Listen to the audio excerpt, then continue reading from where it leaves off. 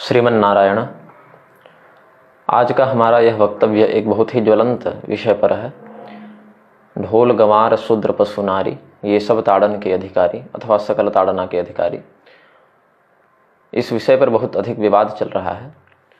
यद्यपि हम अपनी दृष्टि से आज से 6 मास पूर्व अपने लेखों के माध्यम से, जो मूर्ख हृदय नचेत इस पुस्तक में प्रकाशित भी है, हमने इसका समाधान कर दिया था अपनी दृष्टि से, किंतु बहुत से लोगों ने यह कहा कि इस विषय पर एक वीडियो वक्तव्य भी बनाया जाए, तो हम इस वक्तव्य को निर्गत कर रहे हैं। ढोल गंवार शूद्र पशु नारी जो चौपाई है सुंदरकांड के अंतर्गत समुद्र के द्वारा कहा गया यह वचन है, गोस्वामी जी ने रामचरितमानस में इसे उद्धृत किया है। श्री रामचरितमानस एक ऐसा ग्रंथ है जो घर घर में व्याप्त है, साथ ही विश्व के सर्वाधिक दैनिक पाठ में प्रयुक्त ग्रंथों में से एक है। सर्वाधिक कथाएं जो भी आजकल व्यासपीठ पर आसीन अधिकारी अथवा अनधिकारी कर रहे हैं, उनमें श्री रामचरितमानस का भी बहुत बड़ा हाथ है, बहुत बड़ा स्थान है। और इसकी चौपाइयाँ बिल्कुल मंत्रवत प्रभाव को स्पष्ट व्यक्त करती हैं, जिनका अनुभव अनेकानेक लोग अपने जीवन में करते रहते हैं। हम इस वक्तव्य में मात्र इतना कहेंगे कि ढोल गंवार शूद्र पशु नारी, ये सब ताड़न के अधिकारी या सकल ताड़ना के अधिकारी, इस चौपाई के बहुत अधिक पाठभेद मिलते हैं, बहुत अधिक, करीब करीब 8-10 प्रकार के पाठभेद इस चौपाई के हमें प्राप्त हुए हैं। कुछ आचार्यों ने कहा कि यहाँ पर ढोल गंवार शूद्र पशु नारी ये नहीं है, यहाँ क्षुब्ध पशु नारी है। रामभद्राचार्य इत्यादि के प्रकरण में बहुत वर्ष पहले उन्होंने ऐसा वक्तव्य दिया था, जो कि बहुत पत्र पत्रिकाओं में प्रकाशित भी हुआ। इंटरनेट पर भी बहुत से वेबसाइट इस बात को कहते आ रहे हैं कि रामभद्राचार्य जी ने ढोल गंवार क्षुब्ध पशु रारी ऐसा माना है। और आचार्य सियारामदास न्यायिक इत्यादि ने रारी तो नहीं माना, उन्होंने नारी माना है। लेकिन नारी का अर्थ उनकी वेबसाइट पर जो हमने पढ़ा और अन्य लेखों में पढ़ा, नारी का अर्थ आपो नारा इति प्रोक्ता से, जो नार अर्थात जल को धारण करे ऐसा समुद्र, तो वहाँ नारी का अर्थ समुद्र उन्होंने लगाया है। कुछ लोग कहते हैं कि नहीं, यहाँ पर है तो ढोल गंवार शूद्र पशु नारी ही, और नारी का अर्थ स्त्री ही है, लेकिन चूंकि समुद्र इस वाक्य को कह रहा है और समुद्र भयातुर होकर, भय विह्वल होकर भगवान से कह रहा है, तो उसकी वाणी को शास्त्र वाक्य नहीं मान सकते। चौपाई तो ऐसी है, लेकिन चौपाई के आधार पर इसे शास्त्रीय वाक्य, विधि वाक्य के रूप में प्रमाणित नहीं किया जा सकता। कुछ लोग ये कहते हैं ये चौपाई गोस्वामी जी ने अपने द्वेष भाव के कारण लिख दी, ब्राह्मणों का षड्यंत्र है। कुछ लोग ये कहते हैं कि ढोल गंवार शूद्र पशु नारी ये तो ठीक है, ताड़ना शब्द भी है, लेकिन ताड़ना का अर्थ वहाँ पर मारना पीटना न होके निरीक्षण करना, देखना ये है, अथवा शिक्षा देना। गीता प्रेस ने भी अनुवाद में शिक्षा शब्द का प्रयोग किया है। तो कुछ लोग ये भी कहते हैं कि वहाँ ताड़न नहीं, तारन शब्द है, र और ड का कहीं कहीं प्रयोग समानांतर रूप में ग्राम्य भाषा में हो जाता है, तो तारन अर्थात ये सब उद्धार किए जाने योग्य, तारने योग्य हैं। अस्तु, जितने भी लोग ये बात कहे हैं अभी तक, सब एक प्रकार से आज की भाषा में डिफेंसिव होकर कहे हैं, बचाव की मुद्रा में आकर कहे हैं। ढोल गंवार शूद्र पशु नारी ये सब ताड़न के अधिकारी, इसमें ताड़ना का अर्थ मारपीट है, और शूद्र और नारी की ही बात है, महिला स्त्री की ही बात है। ऐसा स्पष्ट किसी ने, मेरी दृष्टि में किसी मुख्य धारा के धर्माधिकारी ने मंचस्थ होकर या सार्वजनिक वक्तव्य के रूप में दिया हो, ऐसा अभी तक मेरे संज्ञान में नहीं है। जितने लोगों ने कहा, कुछ न कुछ उसमें बचाव पक्ष को लेते हुए, कुछ डिफेंसिव मोड आज की भाषा में कहें तो उसका प्रयोग करते हुए कहा है। बहुत से विद्वानों ने, आचार्यों ने पूर्व पाठ के संस्करण आदि प्रस्तुत करके कहे कि अमुक संस्करण में ये पाठ है, अमुक संस्करण में ये पाठ है। अस्तु, वर्तमान वीडियो हमारा जो है, इसमें हम ढोल गंवार शूद्र पशु नारी, इसमें शूद्र भी है, नारी भी है, और ताड़ना शब्द का अर्थ प्रहार करना, मारना, इसी अर्थ जो सर्वाधिक प्रचलित पाठ और प्रचलित अर्थ है, हम उसी की साधुता सिद्धि करेंगे। बाकी अन्य संस्करणों में जो बात है वो तो आचार्यगण अपने अपने हिसाब से अर्थ लगाते रहते हैं। हमारा मुख्य विषय ये है, जो बात जिस रूप में प्रचलित है उसमें क्या शास्त्रीयता है, हम बस इस विषय पर ये वीडियो केंद्रित रखेंगे। और यद्यपि हम इस विषय में लेखन तो 6 मास पूर्व ही कर चुके थे, लेकिन इसको एक वक्तव्य के रूप में हम निर्गत करेंगे तो जनसामान्य सरल भाषा में समझ पाएगा। सबसे पहले तो ये कहते हैं उस लेख को मैं अपने सामने सारे प्रमाणों के साथ प्रस्तुत कर लिया हूँ ताकि कम समय में सरल भाषा में हम उसका व्याख्यान कर सकें। सनातन धर्म के अनुयायियों के साथ जो सबसे बड़ी समस्या है कि प्रसंग और शास्त्र के अनुसार नहीं, अपितु माहौल देखकर अब बात करने लगे। कानून क्या कहता है, लोग क्या कहेंगे, लोगों में भी वामपंथी कहीं आक्रामक न हो जाए, नारीवादी कहीं हमारे ऊपर महिला आयोग में केस न कर दें। तो शास्त्र और शास्त्र वाक्यों के अर्थ को ये लोग अब आधुनिक संस्थाओं के और कानून के परिप्रेक्ष्य में ढालकर फेर बदल करके समझने का प्रयास करते हैं। अब आज यदि ये वामपंथी संस्थाएं और नारीवादी लोग नहीं होते तो इतने सारे अर्थ भी नहीं निकलते। आज से 50-100 साल पहले तो ये सब अर्थ इतने नहीं निकले थे, लेकिन अब चूंकि वामपंथी और नारीवादियों ने इतना आतंक मचा दिया है अपनी मूर्खता के कारण कि लोग इसी में से जोड़ तोड़ कर कुछ डिफेंसिव, हमारी चौपाई भी बच जाए और हमारे ऊपर कोई उंगली न उठाए, ऐसा प्रयास करने लगे हैं। डिफेंसिव होकर बचाव पक्ष में आकर रक्षात्मक अर्थ का प्रयोग करने लग जाते हैं, जो कि एक प्रकार से ये वृत्ति भी हमारे लिए हानिकारक ही होगी। रामभद्राचार्य ने तो इसी कारण से वामपंथियों और नारीवादियों के भय से कह दिया कि उत्तरकांड प्रक्षिप्त है, जिस पर हमारा उनसे बहुत विवाद हुआ है, प्रसिद्ध ही है सब कुछ। गोपी वस्त्रापहार भी उन्होंने कह दिया कि हम मानेंगे ही नहीं। विवस्त्रा का अर्थ उन्होंने विशिष्ट वस्त्रा कर दिया, जबकि विवस्त्रा का अर्थ नग्ना, ऐसा शास्त्र सिद्ध प्रसंग सिद्ध अर्थ है। अस्तु, अब हम मुख्य विषय पर लौटते हैं। ढोल, पशु या कोई व्यक्ति गंवार महासभा इत्यादि बना ले तो कल से ढोल के अर्थ भी बदल दिए जाएंगे, पशु के अर्थ भी बदल दिए जाएंगे, गंवार के अर्थ भी बदल दिए जाएंगे। अभी तक केवल शूद्र और नारी पर आपत्ति आ रही थी, इसीलिए यहाँ क्षुब्ध और नारी या नारी का अर्थ समुद्र या ये सब किया जा रहा है। लेकिन अगर किसी दिन, ऐसा लगता तो नहीं, लेकिन अगर हम कल्पना लोक में भी विचार करें तो किसी दिन कोई ढोल महासभा, पशु महासभा, गंवार महासभा का प्रतिनिधित्व करता हुआ आ जाए तो बचाव पक्ष वाले क्या करेंगे? ढोल का अर्थ बदल देंगे, बोले नहीं नहीं, यहाँ ढोल का अर्थ वो वाद्य यंत्र नहीं, पशु का अर्थ यहाँ चतुष्पद नहीं, गंवार का अर्थ यहाँ अशिक्षित या मूर्ख नहीं। अब ताड़ना का अर्थ जो शिक्षात्मक ग्रहण करते हैं उसमें ढोल की संगति बैठती नहीं। जो लोग निरीक्षणात्मक करते हैं तो ढोल को देखते रहने से क्या लाभ होगा, या ढोल को आप कैसे शिक्षा देंगे? अभी तो ढोल बजाने की शिक्षा तो व्यक्ति स्वयं ग्रहण करेगा ना, ढोल को कैसे शिक्षित कर देगा? पशु को शिक्षित अगर करना चाहे, चलो ट्रेनिंग देते हैं, घोड़े को, कुत्ते को, हाथी को प्रशिक्षण दिया जाता है, या बैल इत्यादि को ही हल चलाने का प्रशिक्षण दिया जाता है, तो वहां पर निरीक्षण शब्द नहीं बनता अर्थ कि देखते रहें इसका। तारण, उद्धार करने का अर्थ में ढोल का क्या उद्धार करेंगे? तो ताड़न का अर्थ यहाँ पर मेरी दृष्टि में मारना ही है, प्रहार करना ही है। अब किस स्थिति में किसके लिए क्या व्यवहारणीय है, ये हम इस वीडियो में अपनी शास्त्र दृष्टि से व्यक्त करेंगे।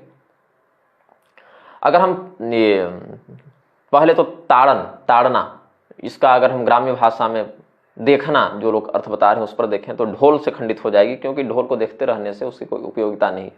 ढोल की तो ताड़ना अर्थात विधिपूर्वक पीटने में ही, उसको मारने में ही सार्थकता उसकी होती है। अब जो लोग कहते हैं कि यहाँ पर शूद्र पशु नारी न होकर क्षुब्ध पशु रारी है, तो रारी कर देना नारी शब्द को, अथवा अन्य विषयांतर कर देना। कल को बचाव मुद्रा के साथ समस्या क्या होती है, कोई आरोप लगा दे कि तुम्हारा बाप चोर है, तो क्या कहेंगे? नहीं नहीं, ये तो हमारा बाप ही नहीं है, ये कहना पड़ेगा ना बचाव मुद्रा में आकर। अथवा आक्रामक होकर कहेंगे कि हमारे बाप तो यही हैं, हमारे पिता यही हैं, लेकिन ये चोर नहीं हैं, हम इन्हें सदाचारी सिद्ध करेंगे। और बचाव मुद्रा की अत्यधिक आवेशावस्था में क्या कहेगा व्यक्ति कि नहीं, हमारे पिता ही नहीं हैं। तो इस स्थिति में बड़ी विडंबना हो जाएगी।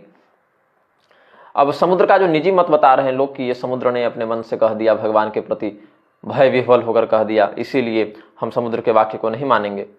तो अब देखिए, समुद्र कोई सामान्य व्यक्ति नहीं है, समुद्र भी भगवान के ही अंश हैं, देवता हैं, रत्नाकर के रूप में उनका पूजन होता है, सभी तीर्थों के नायक बताए गए हैं, नदियों के अधिपति बताए गए हैं। तो तुलसीदास जी की वकालत करने के चक्कर में कि तुलसीदास जी ने ऐसा नहीं लिखा, ये तो समुद्र ने कहा है, तो कोई समुद्र से जाकर कैसे लड़ेगा? समुद्र के भौतिक तत्व से भी नहीं लड़ सकता और आधिदैविक प्रारूप में भी नहीं लड़ सकता, वो उसके अधिष्ठाता समुद्र देव से भी नहीं लड़ सकता, और भौतिक जलाशय जो उनका जलाकार स्वरूप है उससे भी नहीं लड़ सकता। तो इसीलिए समुद्र पर ही आरोप लगा दो। लेकिन समुद्र ने अपने मन से ये बात अगर कही होती तो समुद्र कोई सामान्य असुर या अधर्मी या प्रलापी नहीं है, भगवान के पास उन्होंने धर्म का ही पक्ष रखा है। अब नार जो है वो जल को कहते हैं, नार को धारण करने से समुद्र को नारी बताया गया। इसमें भी समस्या क्या है कि समुद्र के लिए यहाँ पर नारी शब्द का जो प्रयोग किया गया, गोस्वामी जी ने और कहाँ कहाँ नारी शब्द का प्रयोग समुद्र के अर्थ में लिया है ये भी देखना पड़ेगा, और कौन कौन सा शास्त्र समुद्र को नारी इस शब्द से लक्षित करता है ये भी देखना पड़ेगा। वो है ना प्रसंग प्रसिद्धानि शब्दानाम अप्रसिद्धे च कल्पना न कार्यावृत्ति कारण सती सिद्धार्थ संभव है, ऐसे एक श्लोक याद आ रहा है मुझे, मीमांसा पर है इनका, कुमारिल भट्ट जी का। शब्दों का प्रसिद्ध अर्थ जब समुपलब्ध हो उसको छोड़कर अप्रसिद्ध अर्थ की कल्पना नहीं करनी चाहिए, और प्रसिद्ध अर्थ जब शास्त्रीय दृष्टि से लग जा रहा है तो ये जो वाक्य है, उक्ति है, इसका प्रधान स्रोत हमें गरुड़ पुराण में मिला। गरुड़ पुराण के आचार कांड के अध्याय 109 में श्लोक 31वां देखिए, दुर्जना शिल्पिनो दासा दुष्टाश्च पटहा स्त्रिय ताड़िता मारदवंग यामती नते सत्कार भाजनम। जो दुर्जन हैं, दुर्जन में भी ऐसे दुर्जन जो विशेष करके कारीगर इत्यादि हैं अथवा दास हैं, ढोल इत्यादि वाद्य यंत्र हैं, और दुष्टा स्त्रियां हैं या दुष्ट हैं, ढोल हैं और स्त्रियां हैं, ये ताड़ना से मृदुता को प्राप्त करते हैं। मृदुता का अर्थ है संयमशीलता, जो उनका जो सदाचार है उसको प्राप्त करते हैं, और ये सामान्य शब्दार्थ है इसका। अब आगे और बताएंगे। इसी का भाव समुद्रदेव ने प्रस्तुत किया है और इसी को गोस्वामी तुलसीदास जी ने भी लिखा है। नारी शब्द का अर्थ तो समुद्र भी नहीं लगा सकते यहाँ पर, क्योंकि यहाँ पर पटहा स्त्रिय ऐसा स्पष्ट कह दिया, तो स्त्री को तो जो लोग नारी का अर्थ समुद्र लगा दे रहे हैं, ऐसे लोग स्त्रिय का क्या अर्थ करेंगे? क्या उसको भी समुद्र सिद्ध करने बैठ जाएंगे? ऐसा नहीं है ना। अब इसी अध्याय में आगे श्लोक 38-39 को देखें। नद्यश्च नार्यश्च समस्वभावा स्वतंत्र भावे गमनादिके च तोयैश्च दोषैश्च निपातयन्ति नद्यो हि कुलानि नार्यः। नदी पातयते कूलं नारी पातयते कुलं नारीणांच नदीनांच स्वच्छंदा ललिता गति। यदि बिल्कुल नियंत्रण के बिना छोड़ दिया जाए, बिल्कुल स्वच्छंद छोड़ दिया जाए, तो गमन के संदर्भ में नदी जो गमन करती है और स्त्री जो गमन करेगी, स्त्री गमन मतलब संभोग आदि क्रिया, और नदी का गमन मतलब नदी की धार। तो नदी और स्त्री यदि बिल्कुल अनियंत्रित छोड़ दिया जाए तो स्त्रियां अपने कुल को और नदी अपने कूल दीर्घ ऊ मतलब तट को डुबा देते हैं। ये गति के आधार पर ये ललित और स्वच्छंद गति नदी और नारी दोनों में समान भाव से देखने को मिलती है। तो यहाँ पर स्त्री का नियंत्रण करने का अर्थ ये नहीं कि हम उसको घर में बांध के रस्सियों से और जकड़ के कड़ी बेड़ी से डाल दें, अपितु उचित संस्कार से, उचित मर्यादा का बोध कराते हुए उसको हम रखें। अगर कोई स्त्री स्वयं संयमित है तो पुरुष चाहकर भी उसके साथ अनाचार नहीं कर सकता, लेकिन अगर कोई स्त्री सामने से बार बार अनाचार का आमंत्रण दे तो अच्छे अच्छे पुरुष भी भटक जाते हैं। ये व्यवहार सिद्ध भी है, शास्त्र सिद्ध भी है, और प्रत्येक व्यक्ति अपने जीवन में किसी न किसी प्रसंग में इसको देखता है, समझता है, अनुभव करता है। और अगर स्त्री अपने संयम पर स्थित है तो पुरुष हिम्मत नहीं कर सकता। एक दो बार यदि हिम्मत करने का प्रयास भी करेगा तो वह व्यक्ति समाज के द्वारा स्पष्टतया ताड़ित होगा, बहिष्कृत होगा। लेकिन पुरुष के साथ ऐसा नहीं है कि वो स्त्री की अनिच्छा होने पर भी उससे रमण कर ले और हमेशा इस बात से बचा भी रह जाए। अब जो एक दो अपवाद समाज में देखने को मिलते हैं, ये तो हर युग में, हर परिस्थिति, हर समाज में, हर आयु वर्ग में देखने को मिल जाते हैं। लेकिन अगर हम सामान्य दृष्टि से, सामाजिक दृष्टि से देखें तो स्त्रियों का अनाचार पुरुषों को शीघ्र पतन करा की ओर ले जाता है। लेकिन पुरुष यदि अनाचारी हो भी जाए तो स्त्री की जब तक सहमति न हो वो बहुत अधिक अत्याचार नहीं कर पाएगा। साथ ही अगर करना भी चाहे तो उसका पाप छिपा हुआ नहीं रह पाएगा, वो स्वयं प्रकट हो जाएगा। लेकिन अगर स्त्री ही पाप को छिपा दे तो पुरुष जानबूझ के कहेगा नहीं और स्त्री बताएगी नहीं, तो स्त्रियों के द्वारा जो अनाचार उत्प्रेरित होता है वो छिप जाता है। लेकिन पुरुष यदि स्त्री के संयमी होने के बाद भी अनाचार करने पर तुल जाए तो उसका पाप छिपा हुआ नहीं रह सकता, उसको सामाजिक बल प्राप्त नहीं हो सकता, वो अपना मुखौटा वह बहुत देर तक धारण नहीं कर सकता। तो अब जो ढोल है, पटह जिसके लिए आया, यहाँ पर तो ताड़िता शब्द आया, ताड़न, ताड़िता मारदमंग यामती। तो क्या यहाँ ताड़न का अर्थ आप देखना लगाएंगे, निरीक्षण लगाएंगे, या ताड़न कह के क्या कहेंगे कि इनका उद्धार कर दो? तो पटहाह जो आया, पटहाह ताड़िता मारदमम यामती, तो वहाँ पटहाह को आप ताड़न मतलब निरीक्षण तो नहीं लगा सकते अर्थ ना। और ताड़िता संस्कृत में ताड़न शब्द निरीक्षण के अर्थ में कहाँ आया है? तो ये सब आचार्यों को विचार करना चाहिए। बृहद विष्णु स्मृति में ताड़न का उद्देश्य और ताड़न की विधि स्पष्ट की गई है। बृहद विष्णु स्मृति में अध्याय 71 का सूत्र 81-82 देखें। शास्यं शासनार्थं ताड़येत् तं वेणुदलेन रज्ज्वा पृष्ठे। अब जहाँ मार पीट करने की बात है तो कैसे मारे? बांस की छड़ी से मारे या रस्सी से मारे? कहाँ पर मारे? पीठ में मारे।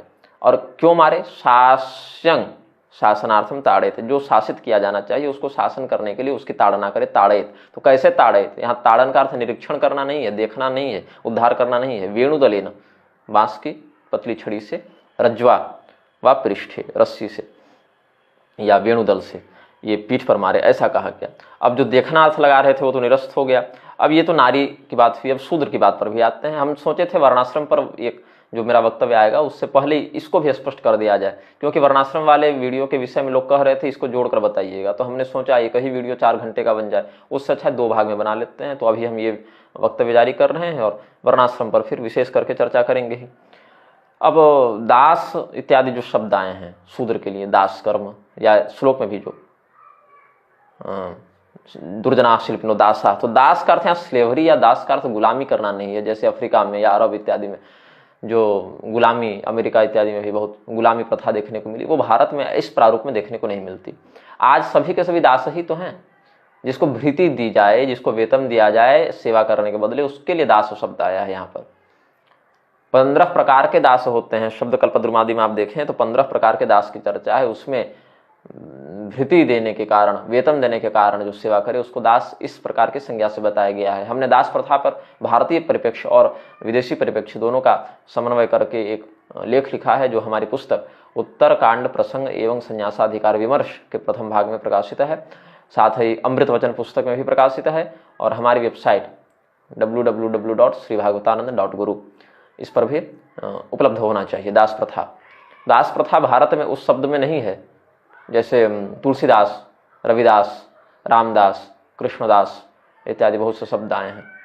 हमारे वंश में भी दास गुरु ये उपाधि लगती है। हमारे पिताजी आचार्य श्री शंकर दास गुरु, हमारे पितामह स्वर्गीय श्री प्रसाद दास गुरु, उनके भी पिताजी स्वर्गीय श्री रघुनाथ दास गुरु, श्री इत्यादि हमारे कुल में नाम से पूर्व भी लगता है। जैसे मेरा ही नाम श्री भागवतानंद गुरु, श्रीधर, श्रीनिवास, श्रीकांत, श्री प्रसाद इत्यादि जो है श्री संज्ञात्मक यहाँ पर है, विशेषणात्मक नहीं है, अलग से जोड़ा हुआ श्री नहीं है।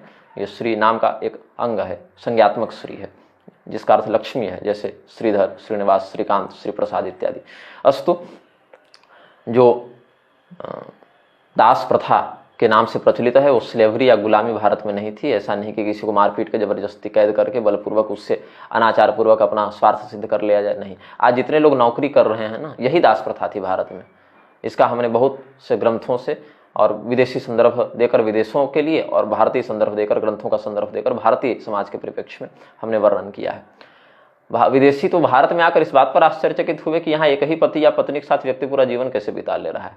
तो ऐसे व्यक्तियों के लिए दास प्रथा का जो अर्थ होगा वो हमारे लिए लागू नहीं होता ना। यहाँ प्रतिदिन लोग स्नान करते हैं, ये उनके लिए आश्चर्य का विषय था। तो भारत में दास प्रथा का वो अर्थ नहीं, दास का वो अर्थ नहीं जो हम विदेशी गुलामी या स्लेवरी के संदर्भ में समझते हैं। गुलामी, स्लेवरी अलग है, दास प्रथा अलग है। और दास कोई प्रथा नहीं है। आज सभी लोग नौकरी तो कर रहे हैं। आप वेतन लेते हैं कि नहीं काम करने के बदले? तो नौकरी कीजिए, काम कीजिए और उसका वेतन लीजिए। दास ही तो हैं आप, दास कर्म ही कर रहे हैं। नौकरी शब्द ही तो कह रहे हैं, सर्विस कहते हैं, सर्व कर रहे हैं आप, सर्विस दे रहे हैं, उसका वेतन प्राप्त कर रहे हैं। यही दास प्रथा का अर्थ भी था। और इस पर हमने बहुत विस्तृत लेख लिखा है, आप उसको पढ़ लें, ऑनलाइन फ्री में निःशुल्क उपलब्ध है। वो दास प्रथा का सत्य जो भारत के संदर्भ में था और विदेशी संदर्भ में था, उसको हमने लिख दिया है। अस्तु, अब यहाँ पर देखें कि महाभारत का मैं आपको प्रमाण देता हूँ। महाभारत के अनुशासन पर्व में क्या कहते हैं? कारू कर्म च नाट्यं च प्रायशो नीच योनिषु तयोरपि यथा योगम न्यायतः कर्म वेतनम। जो शूद्र इत्यादि वर्ण के लोग हैं जिनके लिए दास कर्म बताया गया, उनके लिए क्या है? नाट्यं, अभिनय, ये शूद्र वर्ण का कार्य था। अभी जो हीरो हीरोइन बने घूम रहे हैं, ये नाट्य कर्म, नाट्य के माध्यम से अपनी आजीविका को प्राप्त करना, नटवृत्ति के माध्यम से, वो शूद्र वर्ण का कर्म था।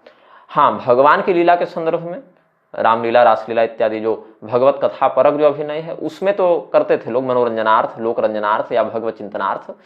वो तो गोपियों ने भी उतना, गोपी जो रास पंचाध्याय के प्रकरण में भगवान के अंतर ध्यान होने पर गोपियों ने भी भगवान की लीला का आनयन किया। और श्री रामचंद्र जी का, श्री कृष्णचंद्र जी की लीलाएं अन्य ग्रंथों में भी भक्तों के द्वारा की गई हैं, उनका अभिनय करते हुए। यहाँ तक कि भगवान श्री कृष्ण इत्यादि भी रामलीला करते हुए गए हैं। हरिवंश पुराण की कथा में आप पढ़ेंगे तो शायद मिल जाना चाहिए, मुझे जहाँ तक स्मरण है हरिवंश पुराण में इसका वर्णन है। तो भगवान की जो कथा लीला है, भगवान के चरित्र का अभिनय करके भगवत सेवा करना, ये तो अलग बात हुई। लेकिन आजीविका को प्राप्त करना नाट्य कर्म से, ये ब्राह्मणों के लिए, क्षत्रियों के लिए, वैश्यों के लिए नहीं था, ये शूद्र वर्ण का कर्म है। तो अभी जितने सेलिब्रिटी बने घूम रहे हैं, ये सेलिब्रिटी जो हैं वो वस्तुतः शूद्र वर्ण के कर्म का ही अतिक्रमण कर रहे हैं। अभिनय, नाट्य आदि में आजीविकार्थ शूद्र वर्ण की संगति शास्त्र ने सिद्ध की है। और कारुकर्म, शिल्प कर्म, आर्किटेक्ट जो हैं, और आर्टिस्टिक जो कार्य करते हैं आज के शैली में, कलात्मक रचनात्मक जो कार्य करते हैं, चित्रकारी हो, शिल्पकारी, नक्काशी, ये सब का सारा काम शूद्र वर्ण के अंतर्गत शास्त्र ने विभाजित किया हुआ है। तो कारुकर्म च नाट्यम च प्रायसो नीच योनिषु तयोरपि यथायोगम न्यायतः कर्म वेतनम, वो भी निःशुल्क नहीं करवाना है उनसे, उनका जैसा कार्य है, जैसा परिश्रम है, उसके अनुसार कर्म का वेतन भी प्रदान करना है। ये दास का अर्थ था। मार्कंडेय पुराण के 28वें अध्याय में भी कहा, व्याख्यात शूद्र धर्मोपि जीविका कारुकर्म जो तद्वत द्विजाति शुश्रूषा पोषणम क्रय विक्रय, द्विजातियों की सेवा करना। तो सेवा का अर्थ ये नहीं कि आप उनकी गुलामी करके पैर दबाए जा रहे हैं, उनके सारे बंधुआ मजदूरी किए जा रहे हैं, नहीं, उनमें भी आपको वेतन प्राप्त होगा, अपनी आजीविका प्राप्त होगी। वो जीविका है उनकी, वो उनकी गुलामी नहीं है। आप कहते हैं रोजगार उत्पन्न करो, रोजगार है उनका। तो जितने भी सर्विस सेक्टर वाले कार्य थे वो सब शूद्र करते थे और शूद्र उसका वेतन भी प्राप्त करते थे। तो द्विजाति शुश्रूषा, ब्राह्मण क्षत्रिय वैश्य इत्यादि के यहाँ जो भी कार्य हैं उनको शूद्र वर्ण संपादित करते थे अपने अपने जाति के अनुसार। जो इसके लिए जो सुनार का जो काम है, लोहार का जो काम है, चर्मकार का जो काम है, कुम्हार का जो काम है, जिसका जो काम, बढ़े का जो काम है, नाई का जो काम है, वो करते थे, आज भी कर रहे हैं उन जाति वाले लोग, और उनका वेतन भी उन्हें प्राप्त होता है, वो उनकी आजीविका भी है। क्रय विक्रय, व्यापार खरीद बिक्री का कार्य भी बहुत सी वस्तुओं का जो ब्राह्मण इत्यादि क्षत्रिय इत्यादि वैश्यों के लिए निषिद्ध है, वो शूद्र वर्ण के अधिकार में आ जाता है। तो यहाँ पर जो शूद्र धर्म के अनुसार जो जीविका बताई गई उसमें इन सभी बातों का भी वर्णन किया गया है। कूर्म पुराण के पूर्व भाग के अध्याय 2 में प्रारंभ में भी कहा, शुश्रूषैव द्विजातीनां शूद्राणां धर्म साधनम कारुयज्ञ तथा जीव कारुकर्म तथा जीव पाक यज्ञादि धर्मतः। पाक यज्ञ इत्यादि की विधि से देवताओं का आराधन करना और द्विजातियों की सेवा करके शूद्रों का जो आजीविका की सुरक्षा है उसको शास्त्र ने निश्चित किया है। शूद्रों के धर्म की सिद्धि के लिए और आजीविका के लिए द्विजाति की सेवा, कारीगरी और धर्मपूर्वक पाक यज्ञ इत्यादि करने का विधान है। अब इसमें महाभारत के अनुशासन पर्व के, ये हम सपादलक्ष्य महाभारत का प्रयोग कर रहे हैं अध्याय, इसलिए अध्याय संख्या में ऊपर नीचे कुछ हो सकता है। अध्याय 208 के श्लोक 32 से 36 के मध्य देखें, सर्वातिथ्यं त्रिवर्गस्य यथाशक्ति दिवानिशम एवं ते विहिता देवी लोकयात्रा स्वयं हुआ तथैव शूद्रा विहिता सर्वधर्म प्रसाधका शूद्राश्च यदि तेन स्युः कर्मकर्ता न विद्यते त्रयः पूर्वे शूद्रमूला सर्वे कर्मकरा स्मृता ब्राह्मणादिषु शुश्रूषा दास धर्म इति स्मृतः वार्ता च कारुकर्माणि शिल्पं नाट्यं तथैव च अहिंसक शुभाचारो देवता द्विजवन्दकः शूद्रो धर्मफलैरिष्टः स्वधर्मेणोपपद्यते एवमादि तथान्यच्च शूद्र धर्म इति स्मृतः। जो हमने कहा ना, शूद्राणाम धर्म साधनम या व्याख्याता शूद्र धर्मोपि मार्कंडेय पुराण और कूर्म पुराण के अनुसार, उसी को थोड़ा विस्तार से महाभारत के अनुशासन पर्व में वर्णित करते हैं। हमारे पास जो भी आए उनको अतिथि समझकर उनकी सेवा करें। कैसे? यथाशक्ति। ये नहीं कि आपको फ्री में किसी को खिलाते पिलाते चलना है, जो भी सामर्थ्य हो उससे आप अतिथियों की सेवा करें। और शूद्रों का सभी प्रकार के धर्मों को संसिद्ध कराने वाला जो कर्म है उसमें क्या कहा, यदि शूद्र न हो संसार में तो कोई काम करने वाला मिलेगा नहीं। कर्मकर्ता न विद्यते शूद्राश्च यदि तेन स्युः कर्मकर्ता न विद्यते। तो जो त्रयः पूर्वे, 3 जो पहले बताए गए ब्राह्मण क्षत्रिय वैश्य, उनका मूल कर्मकर्ता होने से शूद्र हो गया। सर्वे कर्मकरा स्मृता, और ब्राह्मण इत्यादि की सेवा करना दास धर्म बताया गया है। तो सेवा का अर्थ हुआ सर्विस और सेवक का अर्थ हुआ सर्विसमैन। तो सर्विसमैन जो आजकल आप लोग नौकरी के पीछे भाग रहे हैं ना, इसी को शास्त्र में दास धर्म बताया गया है और इस पर अधिकांशतः विभागों में शूद्र वर्ण का ही अधिकार था। वार्ता च कारुकर्माणि, वार्ता कहते हैं खेती को, यहाँ पर वार्ता का अर्थ कृषि है या आजीविका को भी वार्ता कहते हैं, लेकिन वार्ता का अर्थ यहाँ मुख्यतः कृषि है। वार्ता सर्व जगतांग परमार्थी हंत्री, ये सब है ना दुर्गा सप्तशती में। तो वार्ता का अर्थ है कृषि, कृषि कर्म को भी वार्ता कहते हैं। कारु कर्म मतलब शिल्प कर्म, शिल्प कर्म को करना है शिल्पं। कारु कर्माणि कारीगरी, नाट्यं तथैव च अभिनय इत्यादि, नाटक इत्यादि। तो शूद्रो अहिंसक शुभाचारो देवता द्विजवंदक, अहिंसा वृत्ति का और सदाचरण का पालन करके देवताओं का, द्विजों का वंदन करना शूद्रों के लिए धर्म बताया गया है। स्त्रियों को सर्वथा, आजकल जो कह रहे हैं कि हम स्वतंत्र हैं, उसी का दुष्परिणाम देखिए। पहले कहीं कहीं कोठा खुला हुआ था, वेश्यालय खुले हुए थे और वहां पर दुर्जनों का बोलबाला रहता था। कहीं कोई सज्जन को उस गली से गुजरना पड़े तो चेहरा छिपा कर गुजरता था ताकि हमारी छवि पर कोई बुरा असर न पड़े। आज घर घर में 5 साल, 10 साल, 20 साल, 25 साल की बच्चियां और कई बार तो वृद्धाएं भी कमर मटक्का कर रही हैं, स्वयं अर्धनग्न या नग्न होकर रील बना कर नाच रही हैं। ये सब क्या है? ताड़न का अभाव हो गया, इसीलिए ये सब सभी के घरों में व्यभिचार, घर घर में व्यभिचार फैल गया है। हमारे रिश्तों में जो पवित्रता थी, ससुर और बहू में जो पवित्रता थी, शिक्षक और शिष्य में जो पवित्रता थी, जो भाभी और देवर में पवित्रता थी, साला साल और बहनोई में जो पवित्रता थी, ये सब नष्ट हो गए। सभी जगह केवल नर और मादा, है ना, केवल नर और मादा समझकर केवल व्यभिचार, केवल व्यभिचार, केवल व्यभिचार में सभी लोग लगे हुए हैं। ये क्यों हो गया? क्योंकि उचित मात्रा में, उचित विधि से ताड़न बंद हो गया। ताड़न यदि होता रहता तो ये सब अव्यवस्था नहीं होती। भगवान जब गरुड़ पुराण में ये श्लोक बताए, दुर्जना शिल्पनो दासा दुष्टा च पटहा स्त्रियः ताड़िता मार्दवम यामति, ये सब जो गोस्वामी जी ने जो रामचरितमानस में जो शूद्र और स्त्री इत्यादि का वर्णन किया, तो अब क्या समझें? क्या इनको केवल मारते पीटते रहना चाहिए शूद्र और स्त्री को? क्या केवल हमेशा पीट दो, जहां दिखे मार दो? ऐसा नहीं। आज भी देखिए कितने लोग ढोल को पीट रहे हैं इस चौपाई को पढ़ पढ़ के, कितने लोग पशुओं को मारते चल रहे हैं ये चौपाई पढ़ पढ़ के, कितने लोग अशिक्षितों को, जो गंवार हैं या जो गंवार का अर्थ सामान्यतया अशिक्षित व्यक्ति से लिया जाता है, जो पढ़ा लिखा न हो या पढ़ा लिखा भी हो लेकिन चीज़ों की समझ नहीं जिसको नहीं हो, विवेक नहीं हो जिसमें, उसको गंवार शब्द से कह देते हैं। हालांकि गंवार शब्द कई बार ग्रामीण के लिए ही प्रयोग हो जाता है, शहरी और गंवार दो शब्द, तो गंवार वहाँ गाँव से गंवार शब्द हो गया, लेकिन यहाँ पर मंदबुद्धि या अशिक्षित इत्यादि का अर्थ में। कितने लोग अनपढ़ों को कह रहे हैं कि तुम अंगूठा छापो तो तुमको मार देंगे, या शूद्रों को या स्त्रियों को ये चौपाई पढ़ के कौन पीट रहा है? कोई पीट तो नहीं रहा है। और जो उत्तरकांड आदि में गोस्वामी जी ने श्री रामचरितमानस में ब्राह्मणों के लिए जो लिखा, उनके लिए जो कलयुग के धर्म वर्णित किए गए उन पर कभी चर्चा हुई नहीं हुई, तो क्या गोस्वामी जी को आप ब्राह्मण विरोधी सिद्ध कर देंगे? ऐसा नहीं है। और उन्होंने तो पहले वंदो संत असज्जन चरणा, संत की भी चरण वंदना की और असंतों की भी, दुष्टों की भी चरण वंदना की। चुगलखोर डकैत सबको हम प्रणाम ही करते हैं, भैया सब हमारे लिए सीताराम के समान है। तो क्या सबको मारते पीटते रहना चाहिए? बोले बिल्कुल नहीं। क्यों? क्योंकि पद्म पुराण के भूमिखंड के अध्याय 33 के श्लोक 12 में कहते हैं, निर्दोषं ताड़ेत पश्चान मोहात पापे नचित सपापी पापमाप्नोति निर्दोषस्य श्रीरजम। जो व्यक्ति निर्दोष है उस व्यक्ति को मारने पीटने से बहुत पाप लगता है। जितने भी पाप उस निर्दोष व्यक्ति के शरीर में होते हैं वो सभी के सभी इस अत्याचारी के शरीर में आ जाते हैं। निर्दोष व्यक्ति को पाप से या मोह से किसी भी प्रकार से मारना पीटना नहीं चाहिए। पद्म पुराण में भी कहा। फिर स्वर्ग खंड में अध्याय 55 में, न कुर्यात कस्यचित पीड़ांग सुतंग शिष्यं तु ताड़ेत, किसी को भी पीड़ा न पहुंचाए। हाँ, अपना शिष्य हो या अपना पुत्र हो उसको शिक्षा देने के लिए मार सकते हैं। अब बेटा को नहीं मारिएगा बिगड़ जाएगा, शिष्य को नहीं मारिएगा सर पे चढ़ जाएगा, तो उसका कल्याण कैसे होगा? तो अधर्म से रोकने के लिए, उनको अनुशासित करने के लिए उतना तो मारना पीटना चाहिए और उतना आवश्यक है। अभी जर्मनी इत्यादि में, नॉर्वे इत्यादि में बहुत गंदा कानून आ गया है कि आप अपने बच्चे पर हाथ नहीं उठा सकते। यदि उठाएंगे तो आपको अयोग्य माता पिता करार देकर बच्चा आपसे छीनकर सरकार ले जाएगी। ये तो हाल हो गया है वहाँ पर। भारत में तो सुबह माँ जेल जाए और बाप शाम को जाए जेल। रोज हम लोग जितना मार खा के शरीर में झेल गए उस हिसाब से तो माता पिता को 10-20 बार उम्र कैद हो जाती उन कानूनों के अनुसार, लेकिन वो आवश्यक था हमें संस्कारित करने के लिए। हालांकि कई बार बहुत ज़्यादा भी हो जाता था, लेकिन चलो ठीक है, पुत्र और शिष्य को मारने का अधिकार गुरु और माता पिता को होता है। देखिए बात है कि विदेशों में तो बहुत 5-5, 6-6 वर्ष के बच्चे व्यभिचार इत्यादि में लिप्त पाए जा रहे हैं आजकल। 5-5, 6 में चलना बोलना सीखा व्यक्ति और सीधे रमण करना अब सीख रहा है। कुछ विषय भले उसको अपना नाम लिखने की बुद्धि न आई हो, लेकिन वो रमण और संभोग के बारे में सब जान रहा है आजकल। 8-8 साल के बच्चे गर्लफ्रेंड बनाए घूम रहे हैं और 10-10 साल के बच्चों के तो 15-15 ब्रेकअप हो चुके होते हैं।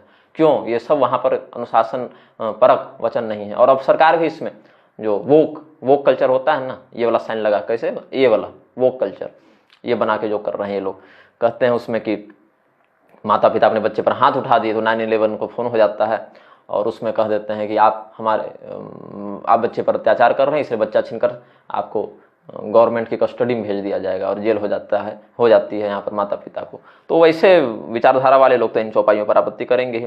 अन्यत्र पुत्र शिष्याच शिक्षार्थम ताड़न स्मृतम, महाभारत ने भी कहा अनुशासन पर्व में। अनुशासन पर्व क्या कहता है? अनुशासित करने के लिए पुत्र और शिष्य को शिक्षार्थम ताड़न स्मृतम। यहाँ शिक्षा और ताड़न दोनों का अलग अलग अर्थ लगाया है। देख लीजिए गीता प्रेस वाले ने जो कहा ना, ताड़ना के अधिकारी में शिक्षा जो लग दिया, शिक्षा अलग है ताड़ना अलग है भाई। शिक्षार्थम ताड़न स्मृतम, शिक्षा देने के लिए ताड़ना है, न कि ताड़ना को ही शिक्षा कहते हैं।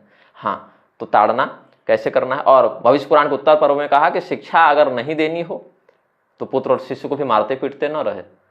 नान्यत्र पुत्र शिष्याभ्याम शिक्षया ताड़नं स्मृतम, शिक्षा देने के लिए ताड़ना है, लेकिन शिक्षा नहीं देनी हो तो मारते पीटते भी नहीं चलना है किसी को। तो पुत्र और शिष्य के लिए भी ये बात है। और यदि शूद्र दास इत्यादि आपका निर्दोष हो तो उसको भी बिल्कुल नहीं मारना है, और दोषी हो तब क्या कहें, क्या तब ऐसे ही पीट दें? बोले ऐसे नहीं।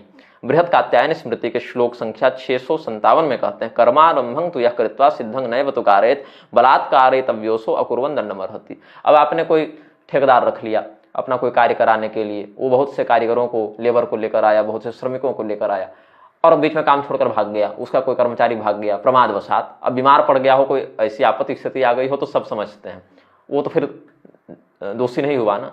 लेकिन यदि प्रमादवश या अश्रद्धावश आपका काम बीच में हानि करके वो चला जाए, तो उस स्थिति में बलपूर्वक उससे वो काम कराना चाहिए, और न करे तो फिर उसको आप दंडित करें। अकुर्वन् दण्डमर्हति, उसको दंड देने का विधान है। आप किसी को कॉन्ट्रैक्ट दिए हैं या कॉन्ट्रैक्टर ही अपने लिए कोई श्रमिक लेकर आया है और ऐसे काम बीच में छोड़कर बिना आपत्ति स्थिति के वो भाग जाएगा, प्रमाद करके, आलस्य करके, षड्यंत्र करके।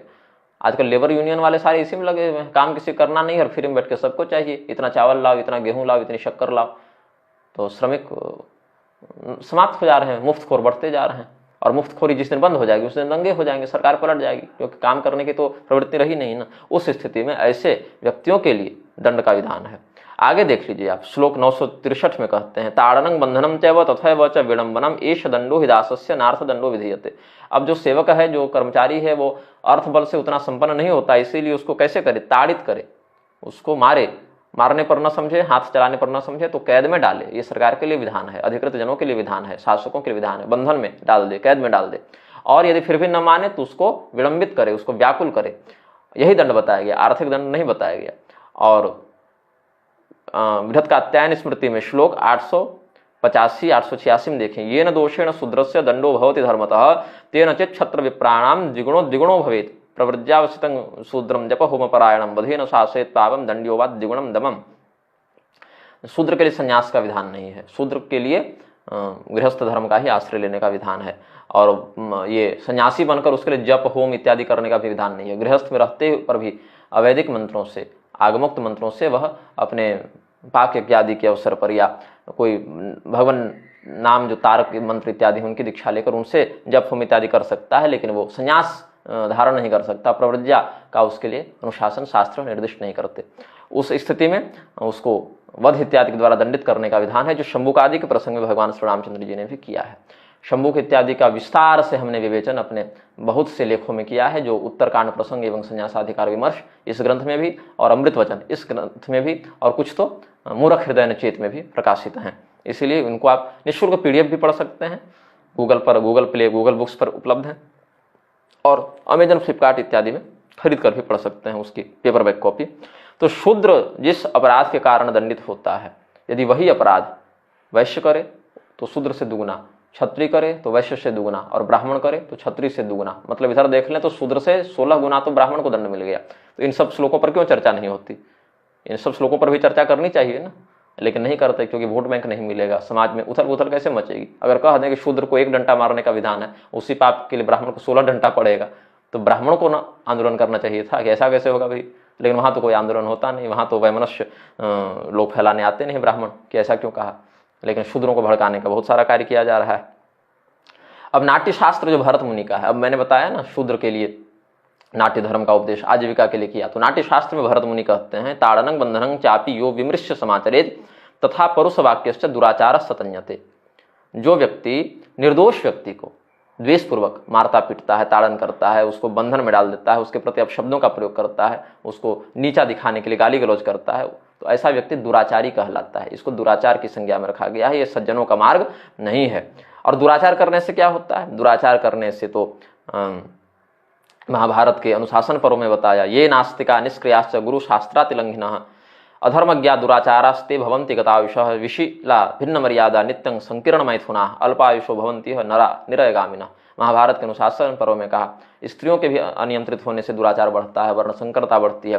वर्ण संकरता के कारण नास्तिक गण बढ़ते हैं, ईश्वर के अस्तित्व को नहीं मानते, अपने वर्णाश्रमोचित स्वकर्म का परित्याग करते हैं, गुरुजनों और शास्त्रों की अवहेलना करते हैं। अधर्म का समर्थन करने वाले ऐसे दुराचारी की आयु नष्ट होती है। जो व्यक्ति शील रहित है, मर्यादा का खंडन करता है, नित्य संभोग करता है, नित्य संभोग भी नहीं करना है, रजस्वला से नहीं करना है, पर्व, एकादशी, रविवार इत्यादि को मैथुन का निषेध है। बहुत से मैथुन के लिए भी बहुत सी विधियां हैं। पशु पक्षी भी आपको नित्य रमणशील नहीं दिखते, अपने काल प्राकृतिक काल के आने पर भी वो रमण करते हैं, सदैव नहीं। तो ऐसे लोग जो इन मर्यादाओं का अतिक्रमण करते हैं वो आयुहीन होकर नरक जाते हैं। और आगे कहा, यादृशं पुरुषस्य परदारोप सेवनं तादृशं विद्यते किंचिद अनायुष्यम नृणामिह। यावंतो रोमकूपास्यो स्त्रीणां गात्रेषु निर्मिता तावद वर्ष सहस्राणि नरकं परिपासते। पराई स्त्री से संभोग करने के समान पुरुष के लिए आयुनाशक कोई दूसरा पाप नहीं है। उस स्त्री के शरीर में जितने रोम हैं, जितने रोवे हैं, उतने सहस्र वर्षों तक इस व्यभिचारी को नरक में रहना पड़ता है। तो व्यभिचार का दंड केवल पुरुष को ही नहीं, स्त्री को भी भोगना पड़ता है। लेकिन स्त्री यदि अपने संस्कार और मर्यादा में रहे तो पुरुष ऐसे अपने से अगर 100 पुरुष अगर मन में व्यभिचार लेकर चल रहे हैं तो उसमें 5-10 सफल हो पाते हैं। वो 5-10 भी हमेशा सफल नहीं हो पाते, तो विरोध होने पर उनका पाप प्रकट हो जाता है, अधिकृत जनों के द्वारा दंडित होते हैं। लेकिन स्त्री स्वयं इशारा करके आमंत्रण दे तो पुरुष तो बताएगा नहीं, और स्त्री स्वयं निमंत्रण कर रही है तो व्यभिचार अंदर ही अंदर फैलेगा, और व्यभिचार के फैलने से समाज विकृत होगा। उस स्थिति में स्त्री का अधिक संयमी होना आवश्यक है, क्योंकि स्त्री के हाथ में है कि वो व्यभिचार को रोक ले या व्यभिचार को बढ़ाए। इसीलिए अर्जुन ने कहा, स्त्री सुदुष्टा सुवार्ष्णेय जायते वर्ण संकर। स्त्रियों का संयमी होना बहुत आवश्यक है, क्योंकि अगर वो संयमी हो गई तो पुरुष को संयमी बनना ही पड़ेगा। अब 1, 2, 4, 5 तो इधर उधर हर समाज में, हर वर्ण में, हर युग में भटक ही जाते हैं, उनका छोड़िए। लेकिन जो सामान्यतया अब जो सज्जन हैं, निर्दोष हैं और शूद्र हैं चाहे स्त्री हैं, उससे मतलब नहीं, लेकिन निर्दोष हैं, सज्जन हैं, तो उनका तो सदैव समादर किया जाना चाहिए। वो तो उत्तम व्यवहार के योग्य हैं। उनको मारोगे, उनको मारने से घोर पाप लगता है। मैं थोड़ा नींद में आ गया हूँ, क्योंकि बहुत रातों से मैं जगा हुआ हूँ। सूर्यास्त के समय से लेकर सूर्योदय पर्यंत हम कुछ साधना में अभ्यास दृढ़ कर रहे हैं, तो मैं बहुत थक गया हूँ और निद्रा का आवेग हमारे चित्त पर अधिक हो रहा है। ये समय हमारे विश्राम का था, लेकिन शाक्तों की कुछ साधनाएं निश्चित परक होती हैं, तो इसीलिए हम अभी थोड़ा रात्रि जागरण अधिक कर दे रहे हैं, इसलिए थोड़ी निद्रा के कारण वागदोष से व्याप्त हो गए हम। अस्तु, इसको हम अब पूर्ण ही करेंगे इस विषय को। ऐसे महाराज ययाति जो देवयानी के पति हैं, शर्मिष्ठा के पति हैं, यदु, पुरु, अनुद्रुह्य, तुर्वसु इत्यादि के पिता हैं, महाराज ययाति को देवराजेंद्र के सारथी मातली ने कुछ पाप बताए हैं जो मनुष्य को नरक में ले जाते हैं, और उसमें बहुत से पाप हैं, बहुत अधिक पाप हैं। लेकिन कुछ प्रधान श्लोक जो पद्म पुराण के भूमिखंड के अध्याय 67 से लिए गए हैं, हम आपको बताते हैं। परदाराभिगमनम साध्वी कन्याभिदूषणम, दूसरे की स्त्री से रमण करना, या जो साध्वी स्त्री है, साध्वी कन्या, साध्वी मतलब वो भगवा पहन के जो व्यासपीठ पर बैठे हैं, ये सब नहीं। साध्वी का अर्थ है जो अपने साधुता को धारण करे, सदाचार शील को धारण करे, वो साध्वी। ऐसी कन्या को अपवित्र करना, उससे बलात्कार करना, ये सब व्यक्ति को नरक ले जाते हैं।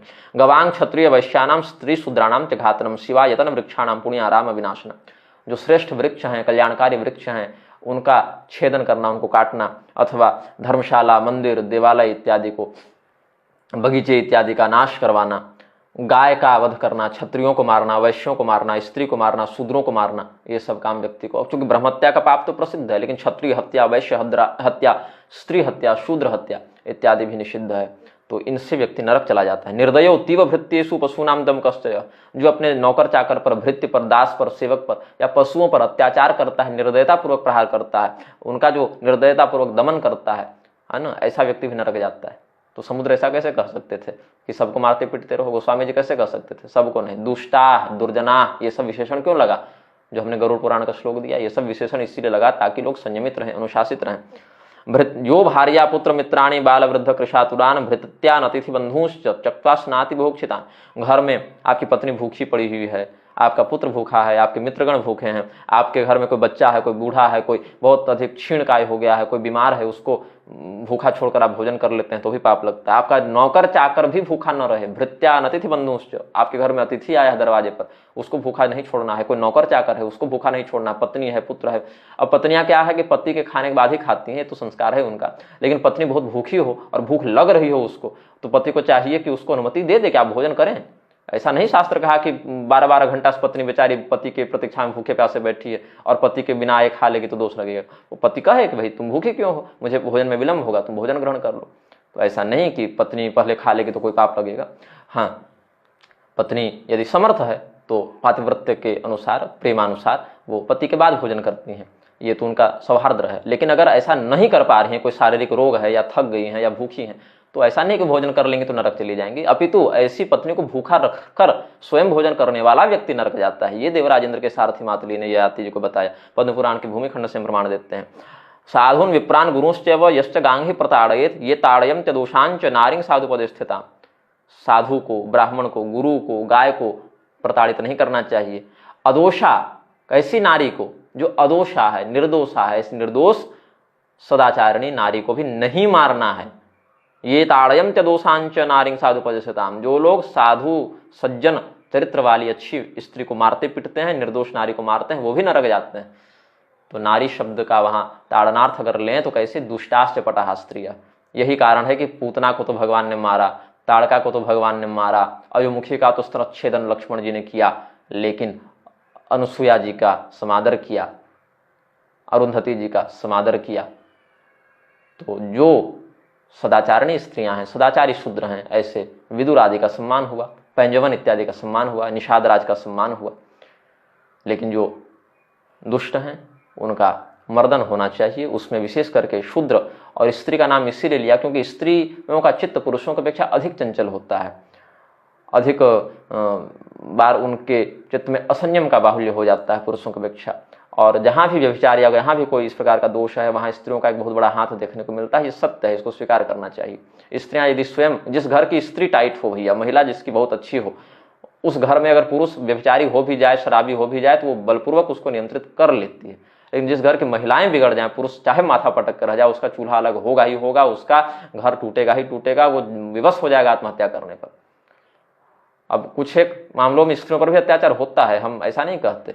घरेलू हिंसा और सामाजिक हिंसा हमने भी बहुत देखी है, बहुत हमने इसका गंभीर अनुभवगत चिंतन किया है। लेकिन यह भी देखना आवश्यक है कि अगर पुरुष चाहे और घर की स्त्रियां अगर सदाचारणी हो तो बहुत अधिक वो उठापटक नहीं कर पाएगा। हालांकि कलयुग के कारण कलिश्च कलह प्रिय, न स्त्री अपने मूल स्वभाव में रहेगी, न पुरुष अपने मूल स्वभाव में रहेगा। लेकिन स्त्रियों का विशेष करके संयमी होना आवश्यक है। बचपन से माता जैसा परिवेश और संस्कार देती है बच्चे को, बच्चा का जीवन बहुत हद तक उसी प्रारूप में ढलता है, गढ़ता है। अंत में इतना ही कह दिया, यह करोति स्वयं कर्म कारयेद वानुमोदयेत कायेन मनसा वाचा तस्य चाधो गति फलम। स्वयं तो महिला को, शूद्र को मारपीट नहीं रहे, लेकिन किसी और से मारपीट दिलवा दे रहे हैं, तो ऐसा नहीं। मन से, वाणी से, कर्म से जो भी व्यक्ति अधर्म करेगा उसको अधोगति मिलती है। हाँ, मन वाले में थोड़ा ये है कि अरे गलती से ये विचार आ गया तो मन को संयमित करके फिर उसको नियंत्रित कर लिया। वाणी से कुछ कह दिया तो हमने क्षमा मांग ली या कुछ वैसा शोधन कर लिया कि बोलते बोलते भैया मुंह से गलती से निकल गई, क्रोध में थे, भय में थे, दिमाग सही नहीं चल रहा था, मूड खराब था, बोल दिए। लेकिन जो कर्म से कर दिया वो तो फिर वज्रलेप हो जाता है ना, वो तो बहुत दिक्कत हो जाती है, उसके प्रारब्ध के क्षय में बहुत समय लग जाता है। मन वाला तो फिर भी सरल है, मन से पाप किया तो मन से प्रायश्चित कर लिया, वाणी से पाप किया तो क्षमा मांग ली, ग्लानिपूर्वक निवेदन कर दिया, तो कम भोगना पड़ेगा। लेकिन जो कर्म से कर दिया उसको तो अधिक भोगना पड़ेगा। जो स्वयं करता है या जो करवाता है वो सब के सब अवश्य नरक में अधोगति के रूप में जाते हैं। तो अगर ढोल गंवार शूद्र पशु नारी ये सब ताड़न के अधिकारी अथवा सकल ताड़ना के अधिकारी, इस चौपाई को भी आप प्रामाणिक माने, उस स्थिति में भी शास्त्र दृष्टि से कोई दोष नहीं, कोई वैमनस्य नहीं। ऐसा नहीं कहा कि सभी शूद्रों और नारियों को मारते पीटते रहो, और ये भी नहीं बताया कि इस चौपाई या इस उक्ति का आश्रय लेकर कितने लोगों ने कितने शूद्र और स्त्रियों का वध कर दिया या उनको मारते पीटते रहते हैं। और अगर मारते पीटते हैं तो गलत करते हैं। निर्दोष शूद्र और निर्दोष स्त्री को मारना पीटना भी बहुत नरक में ले जाने वाला कुकृत्य है, ऐसा हमने शास्त्रों से सिद्ध किया है। जो दुष्ट हैं उनके साथ अनुशासन के लिए, शिक्षा के लिए, उनको समझाने के लिए, उनके पापों के शोधन के लिए मारने पीटने का अधिकार सक्षम अधिकृत व्यक्तियों को है। और जो लोग सज्जन हैं उनका समादर हर प्रकार के वर्ण और आश्रम और लिंग इत्यादि के भेद के बिना व्यक्ति को सम्मान करना चाहिए, सबका समादर करना चाहिए। ये नहीं कि ब्राह्मण है तो सम्मान करेंगे और शूद्र हैं तो सम्मान नहीं करेंगे, ऐसा नहीं सोचना चाहिए। शूद्र वर्ण का व्यक्ति भी सज्जन हो, सदाचारी हो, सत्शूद्र हो तो वह समादरणीय होता है, उसका सम्मान करना चाहिए। और पूर्व काल के लोगों ने किया। गुरु वशिष्ठ ने निषाद राज का सम्मान किया कि नहीं किया? भरत जी ने निषाद राज का, केवट का सम्मान किया कि नहीं किया? विदुर जी का सम्मान किया। बड़े बड़े ऋषि महर्षि नहीं करते थे ना, तो ऐसा नहीं समझना चाहिए। और जो दुष्ट है वो तो रावण ब्राह्मण के यहाँ होकर मारा गया, उसको छोड़िए ना। रावण ब्राह्मण ही तो था, कंस और दुर्योधन क्षत्रिय ही तो थे वर्ण की दृष्टि से, लेकिन जब गलत किए तो दंडित हुए। और विदुर जी शूद्र वर्ण के होकर, दासी पुत्र होकर, या माता शबरी भिल्ल वंश प्रभवा, किरात वंश प्रभवा होकर, निषाद राजगुह निषाद होकर भगवान के द्वारा समादर नहीं हुए कि नहीं हुए। तो शूद्र और स्त्री शब्द आ जाने मात्र से बिना पूर्वापर प्रसंग का विचार किए, परिस्थिति का विचार किए, न किसी को इसका समर्थन करना चाहिए, न किसी को विरोध करना चाहिए। पहले विचक्षणा दृष्टि का विपश्चित जनों को देखकर, प्रसंग को समझकर, स्थिति को समझकर विचार करना चाहिए। तो हमारी दृष्टि में ये चौपाई का पाठ भी निरापद है, शास्त्रीय दृष्टि से समीचीन है, इसीलिए वैमनस्य का इसमें कोई स्थान नहीं होना चाहिए। शेष हम थोड़ा भी विश्राम कर लेंगे और कल तो नहीं समय है, देखते हैं परसों अगर समय मिलेगा तो हम वर्णाश्रम वाले विषय पर वक्तव्य अपना पूरा कर ही देंगे, क्योंकि उसके बाद मैं थोड़ा और भी दीर्घकालीन साधना के लिए एकांतवास में चला जाऊंगा। और इस वक्तव्य को हम अभी यहीं पूर्ण करते हैं। सर्वे भवन्तु सुखिनः, सर्वे सन्तु निरामयाः, सर्वे भद्राणि पश्यन्तु, माँ कश्चित् दुःख भाग् भवेत्। श्रीमन्नारायण।